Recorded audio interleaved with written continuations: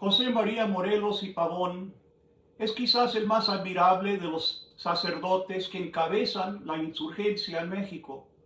Nace en 1765 en la hacienda de San Rafael Tahuejo, que arrendaba un tío suyo. Aprende de niño y de adolescente sobre las faenas del campo, aprende sobre la construcción, sobre la ganadería, cosas que le van a servir más adelante. Su madre es hija de un maestro de escuela y su padre un carpintero itinerante que a veces abandona la familia. Es autodidacta de niño, sin duda aprende de su madre elementos fundamentales de la escritura y lectura. En 1789 ingresó al Colegio de San Nicolás en Valladolid, ahora Morelia, cuyo rector en este momento es el padre Miguel Hidalgo. Pasó después al Seminario Tridentino de Valladolid, donde estudia artes, filosofía, teología moral. Se gradúa de bachiller en 1795. Un poco después se ordena de sacerdote y ejerce durante algunos años el sacerdocio en pueblos pobres de tierra caliente. Era un pastor exigente del cual se quejan los indios de Carácuaro. Dicen que los regaña y los maltrata. Durante el tiempo que ejerce el sacerdocio en pueblos de tierra caliente, también se dedica al comercio. En el pueblo de Nocupétaro construye una iglesia con su propio dinero. Es un pueblo de indios y mestizos. Practica de una manera ejemplar la caridad. En 1809 organiza un grupo de arrieros para llevar aguardiente, granos y ganado de Necopétaro a Valladolid. Tuvo varios hijos con mujeres desconocidas de los pueblos donde ministra, y a los pocos días del 16 de septiembre se reúne con el padre Hidalgo en Valladolid. Hidalgo le encarga la dirección de la revolución en el sur, zona montañosa, poco desarrollada, habitada por muchas etnias indígenas, muchos pueblos de castas. Es de un carácter sumamente diferente del carácter del padre Hidalgo. Es muy disciplinado, muy ordenado, maneja el dinero escrupulosamente. Ya de encargado de la revolución en el sur, establece talleres de armas, fábricas de pólvora, fundiciones de cobre y de plomo. Solo concede el ascenso en el ejército que encabeza por mérito y quiere que sus tropas sean entrenados y bien disciplinados. Estudia la ciencia militar. En 1812 se organiza una junta revolucionaria. La encabeza Ignacio Rayón, un civil, compañero de Hidalgo. Rayón escribe un documento que se titula Elementos Constitucionales y Morelos lo adopta punto por punto. La Junta pretende ejercer la soberanía en nombre de Fernando VII. Morelos es un jefe militar muy eficaz, toma varios pueblos, llega a controlar la mayoría de la zona del sur, desde Colima hasta la frontera de Guatemala, y es un hombre de gran valor. Resiste los elementos en las campañas, fractura huesos, sufre enfermedades y contusiones. Es sobre todo un hombre de gran devoción religiosa. Morelos valora la igualdad de todos los mexicanos bajo la ley, tanto como la independencia de España. Aboga por la abolición de los tributos de los indios y castas y la abolición de cualquier distinción legal entre los habitantes de México. Entra en conflicto con Ignacio Rayón. Rayón es un tipo que se preocupa mucho por el legalismo, está rodeado de abogados, y Morelos es ante todo un hombre pragmático.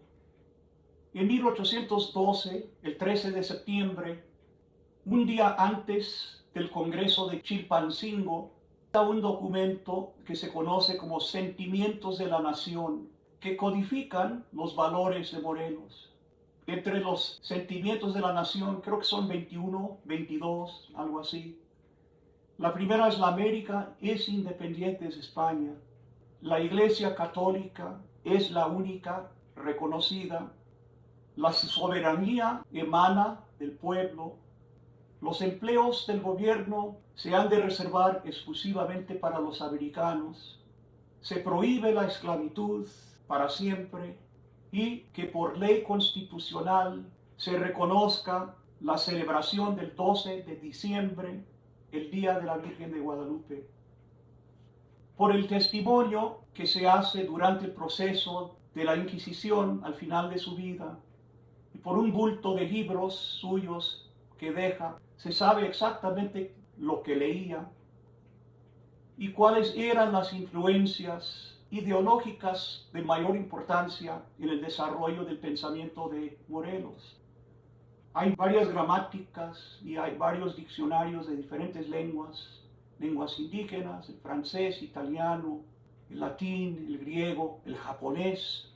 Hay tratados de teología moral, obras de hagiografía, es decir, las vidas de los santos. Enrique Krause lo llama republicano natural y en efecto se ha documentado que Morelos leía los periódicos salidos de España que reflejan las ideas liberales de los que participan en las Cortes de Cádiz de 1812, que producen una constitución liberal.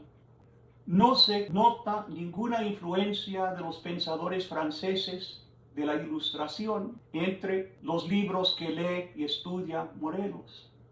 En realidad, los Borbones franceses y sus parientes, los Borbones españoles, entre los padres insurgentes, se veían como herejes, como libertinos.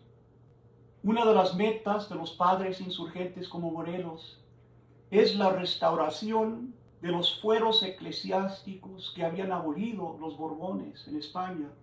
Morelos veía en la Virgen de Guadalupe no solo la protectora de los insurgentes, sino, como lo dice Krause, como protagonista de la rebelión. Al principio, en el Congreso de Chilpancingo, que produjo una constitución liberal, Morelos se negó a aceptar ningún cargo ejecutivo. Insistió en que lo llamaran siervo de la nación. A partir de 1813 comienza a perder la autoridad y el control. Se reduce la extensión de las tierras que dominan los insurgentes. Y la pérdida se debe a varias razones. En primer lugar, la efectividad de los ataques de los realistas, que ahora cuentan con jefes mucho más jóvenes, mucho más vitales. Otro factor es que Ignacio Rayón se niega a cooperar con Morelos, le niega informes sobre la situación militar en el Bajío, y poco a poco el Congreso establecido en Chilpancingo le ata poco a poco las manos. Cuando por fin lo toman preso, lo someten a 3 procesos diferentes, lo condenan a la degradación sacerdotal, es decir, le restan todos los poderes de sacerdote, lo acusan de hereje y le imputan el delito de alta tiranía. Morelos se niega por completo a reconocer el cargo de hereje.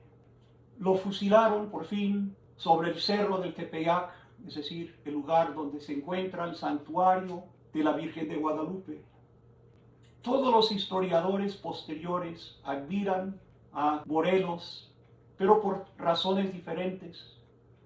Los liberales por el impulso que le dio a los valores liberales, constitucionales, y los conservadores por su gran devoción. El verano pasado tuve el gusto de viajar a Morelia y de pasar un par de días en los museos, la Casa Museo Morelos y en el Seminario de San Nicolás. Fue un viaje emocionante precisamente porque tenía ganas de volver ya a esta altura de mi vida a ver los lugares por los que habían pasado las grandes figuras, los sacerdotes insurgentes, sobre todo Hidalgo y Morelos. Vale la pena el viaje. Morelia es una ciudad preciosa, de grandes monumentos coloniales sobre todo, y de los monumentos a la independencia